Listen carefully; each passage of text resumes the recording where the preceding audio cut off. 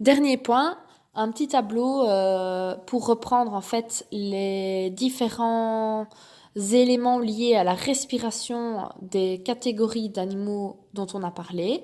Alors, petit tableau qui se présente comme suit. Donc, vous avez d'abord le milieu où ils vont puiser l'oxygène, ce sera dans l'air ou dans l'eau. Ensuite, vous avez l'organe respiratoire, le type de respiration et le lieu où s'effectuent les échanges gazeux, dans le sang ou autre part.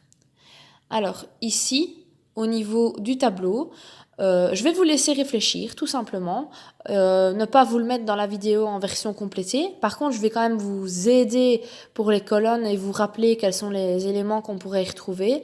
Mais voilà, c'est tout. Vous l'aurez dans le correctif en version complétée, pas ici.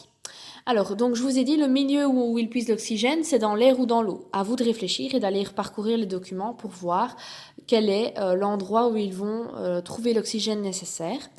Au niveau de l'organe respiratoire, on va pouvoir avoir plusieurs choses.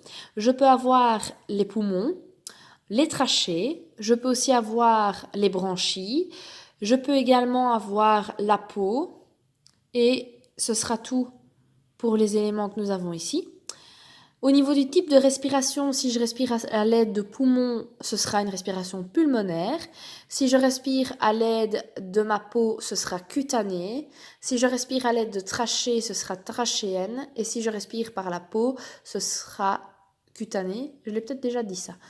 Si je respire par des branchies, ce sera une respiration branchiale.